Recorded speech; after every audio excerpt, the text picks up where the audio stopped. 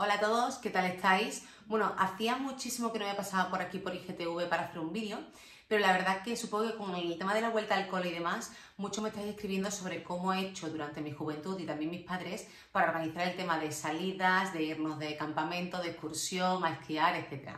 Así que digo, mira, mejor que hacer un post, contaroslo de viva voz y contaros un poquito mi experiencia. Por supuesto, como digo, es mi experiencia y al final cada uno tenéis que adaptarlo a vuestras circunstancias.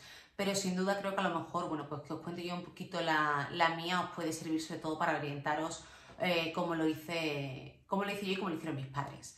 El primer punto importante es que yo fui diagnosticada en el 98, tenía 7 años y por tanto en ese momento pues no teníamos sensores de glucosa, no había plumas de insulina, era todo bastante, bueno, no bastante, sino mucho más rudimentario de lo que puede ser ahora, ¿no? En el sentido de que ahora tenemos sensores de glucosa, monitorización continua y podemos estar al tanto de la diabetes de nuestro hijo en cualquier momento, incluso la nuestra, ¿no? Es decir, por ejemplo, en el caso de un niño los papás, pero en el caso de un adulto, mi pareja o cualquier persona a la que yo le pueda dejar la app tutor para ver qué pasa con mi diabetes.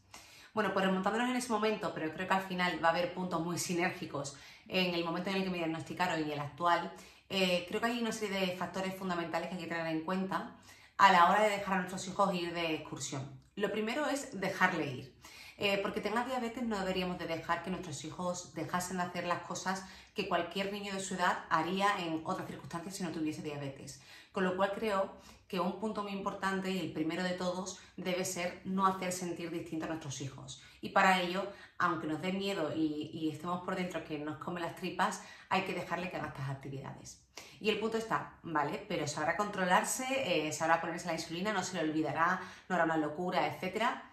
No tenemos la respuesta, no lo sabemos, pero sin duda va a ser parte de su aprendizaje.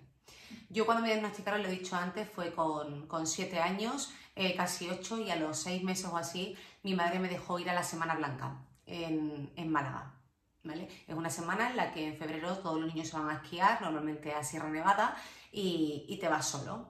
Bueno, pues aquí yo tenía un control más o menos de mi diabetes, pero es verdad que no era totalmente autosuficiente.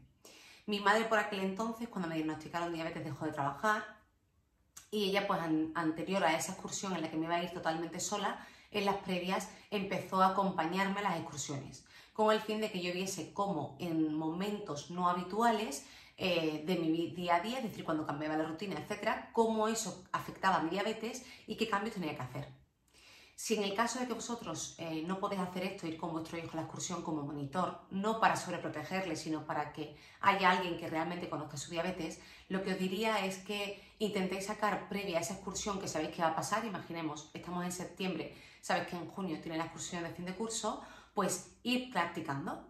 Irte un fin de semana a la sierra, irte otro día a un parque de atracciones, irte otro día a diferentes situaciones en las que el niño o la niña poco a poco vea cómo esos cambios de rutina le puedan afectar. Y creo que esto es súper útil. Y eso, por ejemplo, yo con mi madre, a pesar de venir conmigo, ella lo gestionaba muy bien porque al final pues hacíamos muchas cosas y siempre intentaba razonar conmigo el porqué de las decisiones, ¿no? Oye, pues Patri, hoy te voy a poner la misma basal porque no la vamos a cambiar, pero sí es cierto que vamos a controlar los hidratos que comes. ¿Por qué? Porque hoy tienes un extra de deporte y hay que comer más hidratos para que no se te baje la glucosa. O, por ejemplo, tenía un 60, padre, ¿tú qué te tomarías? Oye, pues yo le decía, imagínate, pues un helado. Oye, pues un helado no es lo mejor. Eso mejor cuando estés bien de glucosa y nos pinchamos en consecuencia para ese helado. Si quieres ahora, tómate una pieza de fruta, un zumo, etcétera, para conseguir subir la glucosa a valores normales y ya en otro momento probamos con el helado a ver cómo te sienta. Toda esa práctica inicial que yo hacía con ella me ayudaba mucho cuando estaba sola a gestionarme. Y ya os digo que al principio yo no era autosuficiente, pero sí que es verdad que todo eso poco a poco y día tras día iba aprendiendo a gestionar mi diabetes. Pues bueno, volviendo a ese momento en el que yo me voy a Sierra Nevada, yo me llevé mi insulina, me fui sola. Me llevé mi insulina, me llevé la maleta, toda la parte de abajo eran galletas, zumitos, etc. Llevaba también los Tetrabric típicos de leche. Y mi madre se encargó con el cole de que supiesen todo lo que era importante. Le di una hoja con todas las horas en las que yo me ponía insulina, cuáles eran los puntos que tenían que tener en cuenta si yo tenía una hipoglucemia, etc. Y eso la verdad que hizo que fuese perfecto. Yo tuve teléfono móvil desde que me diagnosticaron diabetes, a los 8 años, al poco de ser diagnosticada, mi padre me compraba un teléfono Y lo que hacían era pues también controlar conmigo el que yo hiciese las cosas bien, ¿no? Conmigo sin sobreprotegerme, pero estando pendientes. Y yo creo que ese es el punto, no sobreproteger, sino estar pendientes, ¿no? Es como lo de no me preocupa, sino que me ocupo. Pues lo mismo con los peques, asegurar que las cosas pasan, pero sin que el niño sienta que es menos o es diferente por tener una patología con la que tiene que vivir de por vida. Bueno, pues el primer punto sería, ¿no? Como hemos dicho, el practicar previo a la situación que nos vamos a enfrentar o que la persona se va a enfrentar sola en un cierto periodo de tiempo. Y el segundo, el de ocuparnos y no preocuparnos o sobreproteger a la persona. ¿Y cómo se consigue eso? Bueno, pues yo creo que en el momento en el que a mí me diagnosticaron era distinto, pero ahora para mí lo importante sería el trabajar con el menor en los puntos en los que no se puede fallar, ¿no? Es decir, oye, hagas lo que hagas, tienes que recordar que hasta ahora hay que ponerse la insulina, apuntarlo, mandarme un WhatsApp, ya lo he hecho, o por ejemplo, oye, hacerlo y todos los días a las 8 de la tarde tenemos que hablar por teléfono y que me cuentes cómo ha ido tu día.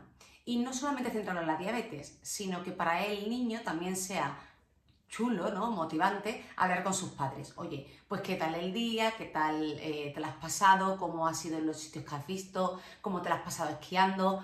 Y dentro de esa conversación, oye, ¿y has tenido alguna hipo? ¿Y cómo la has gestionado? ¿Y cómo tal? Eso también mis padres lo han hecho siempre conmigo y yo siempre he sentido el momento de llamarla como un momento muy chulo porque era un momento de compartir con ella todo, no únicamente de diabetes. ¿Y por qué digo esto? Porque si el niño sabe que tiene una cita a las 8 de la tarde únicamente para hablar de diabetes y que si las cosas las ha hecho mal, entendiendo, oye, pues he tenido una hiper o he estado en hipo y he tardado más tiempo en corregirla y viene una bronca, al final el niño lo que va a hacer es no llamarte o pasar directamente de ti porque se siente abrumado por la sobreprotección que tú estás ejerciendo sobre él. Con lo cual nos podemos ocupar, pero no sobreocupar. ¿Vale? Y eso también hay que ser consciente de que no podemos agobiar a la persona porque al final lo que hace es que rechace totalmente su autocuidado. Hemos pasado estos dos puntos. Para mí otro tercero importantísimo es el tema del entorno. Adicional a que la persona sepa gestionar su enfermedad, etcétera, o haya aprendido a hacerlo, otro punto importante, y nosotros cuando estábamos ya en Sevilla, no en Málaga, teníamos enfermero y médico que iban con nosotros a las excursiones. No por mí, sino porque el colegio siempre que iba llevaba a 2 profesores y a un médico o un enfermero, que era el que viajaba con nosotros como el grupo. Si esto lo tenéis, por supuesto es súper bueno porque al final te puedes despreocupar mucho más porque sabes que hay una persona que ante una situación de riesgo sabe cómo actuar. Igualmente, si no la tuviésemos, y esto sí que es un poco más hándicap, sobre todo por la regulación que ahora hay, que hay veces que la gente no se hace responsable, etc. Para mí hay 2 puntos claves. El que la persona siempre vaya identificada, es decir, lleve una chapita, una pulsera o algo que diga que tiene diabetes tipo 1 y que aunque el profesorado no se pueda hacer cargo de una situación clínica grave, que pongamos al profesor, tutor, para que las alarmas de hipoglucemia le puedan llegar y así evitar llegar a esa situación en la que el profesor, por políticas de los colegios, no pueden actuar, que me parece algo pues que está muy mal, pero que si es así, no podemos hacer nada, pero también que le eduquemos en cómo debe proceder si pasa. No es decir, oye, antes de que haya esta situación, si tú ves que mi hijo habla raro, por ejemplo, tiene muchas ojeras, o ves que algo no es habitual, o por ejemplo, si tienes la y ves que tiene una tendencia decreciente, etcétera, pues está un poco pendiente de que el niño o la niña sabe salir de esa situación airoso y no ya una hipoglucemia severa o una hiperglucemia severa. Eso también es importante, pero también es importante en este punto el tema de la concienciación del menor. ¿Y por qué digo esto? Porque a mí me ha pasado y siendo niña yo nunca he ocultado mi diabetes, pero habitualmente, y lo he visto muchas veces con papis con los que hablo y con otras personas con diabetes, habitualmente cuando el niño llega a una hipoglucemia severa o una hiperglucemia severa puede ser por muchísimos factores, ¿no? Oye, independientemente de que sea por más insu, por más deporte, porque no haya contado bien raciones, etcétera, habitualmente si tienes un sensor y alarmas, si llegas a esa situación de severidad porque tú no quieres contar que tienes diabetes o no quieres decir, oye, necesito parar el juego, necesito parar la caminata, porque no quieres ser la persona que llame la atención o que sea el distinto del grupo. Por tanto, esa es otra parte muy importante de trabajar previamente. con su círculo de amigos, que sus amigos sepan cómo ayudarle, que sean partícipes de su patología, no para que sean el escuadrón protector de la persona, ¿no? Sino para, oye, si Patri quiere parar, sed vosotros los primeros que también paráis con ella y la apoyáis y estáis con ella juntos y la entretenéis y tal. Creo que también es importante el que el niño entienda que no tiene que ocultarlo, que al contrario, eso, ocultarlo, lo que le va a llevar es a una situación peor. Entonces, teniendo en cuenta, oye, mi hijo, hemos practicado las situaciones, yo estoy ocupada pero no sobreprotejo a mi hijo y estoy preocupada, ¿no? en el buen sentido de la palabra de no quiero que le pase nada, pero he gestionado todo el entorno para mitigar o hacer que la situación sea lo menos riesgosa posible para mi hijo. Que tengo al profesorado, a las personas de su entorno conscientes de cuáles son las señales de alarma que tiene que tener en cuenta. Pero sobre todo que mi hijo sabe que no tiene por qué ocultar esas situaciones, que en cualquier caso tiene gente que le quiere y que le apoya en el sitio al que va, en ese Erasmus, en esa excursión del cole, en esa caminata, que sabe que, oye, si hay que parar, paramos todo el grupo y aprovecha el profe y dice, oye, vamos a hacer un descanso. No porque Patri tenga una hipoglucemia, sino porque es que yo estoy cansado y me apetece hacer un descanso, ¿no? Es decir, restarle importancia a que el motivo por el cual se tiene que hacer una parada o parar la actividad es por el niño, ¿no? Porque si no al final, pues, quiera que no, como niño te sientes mal el ser siempre el que... Y no es real, pero tu percepción como niño es esa de he cortado el rollo, ¿no? Es decir, estábamos en lo mejor y hemos tenido que parar por mí. O que la gente te sobre pregunte cuando estás en una situación de hipoglucemia y que no ha estado en una reunión, se te va a caer con el plan. ¿Estás bien? ¿Pero estás bien? ¿Pero estás bien? Oye, relax. Cuanto más relajados estemos todos, mejor voy a sentirme yo para remontar esa hipo o bajar esa hiper y continuar. Y eso creo que también es importante trabajarlo.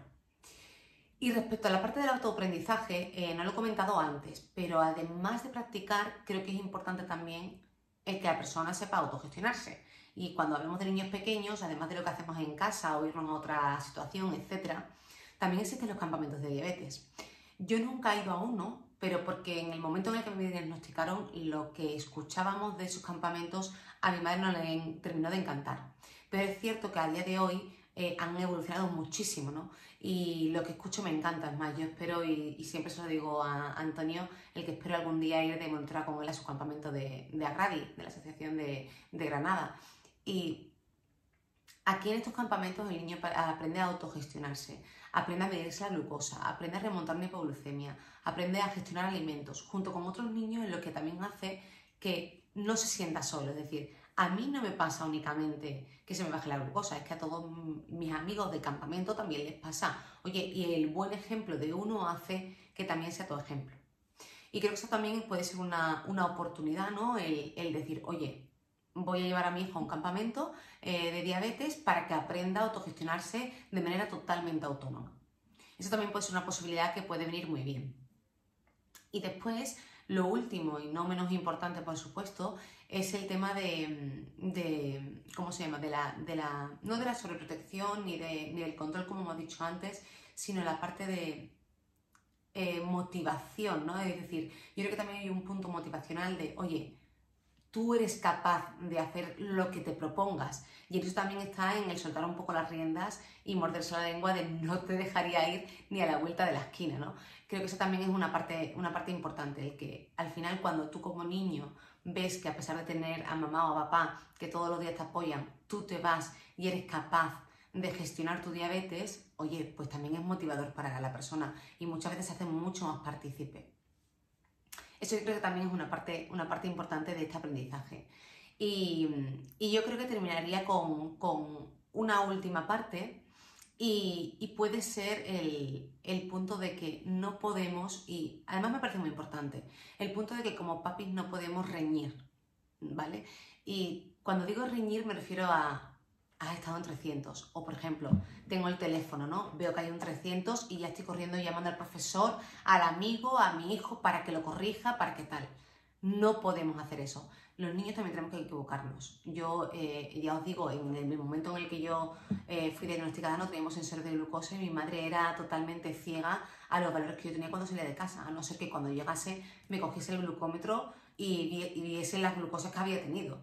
Pero a día de hoy, como tenemos la tecnología y nos la facilita tanto, es súper humano el estar todo el rato controlando y mirando qué es lo que ha hecho nuestro hijo, o viendo si lo está haciendo bien o viendo si lo ha estado haciendo mal, y siendo nosotros su propia alarma personal. Eso no puede ser. O sea, hay que olvidarse de esa parte. Hay que dejar que nuestro hijo se equivoque, y al igual que yo no tenía tecnología y sigo aquí, no tengo complicaciones y estoy sana, nuestro hijo se puede equivocar y no tiene por qué pasarle nada. Otra cosa es que veamos una situación de gravedad, pero por una hipoglucemia leve o moderada, o porque se le haya bajado a 60, no tenemos que estar siempre detrás del niño. Tenemos que dejar que él solo aprenda a autogestionarse. Esto de verdad es súper importante, porque es que no sabéis la carga mental, cómo aumenta a la persona que tiene diabetes cuando tienes a Pepito Grillo siempre en el hombro. Y creo que todos hemos sido niños y como sin diabetes nos hemos equivocado y no siempre hemos tenido a nuestro padre al lado. Bueno, pues como parte de la curva de aprendizaje también es importante que esto lo tengamos en cuenta. Y por último, por supuesto, que creo que al final cada uno de vosotros sois un mundo, cada uno entendéis vuestra diabetes y vuestras circunstancias, y que por supuesto si hay una pregunta muy específica que tengáis, creo que la mejor forma de verla es con el educador diabetológico.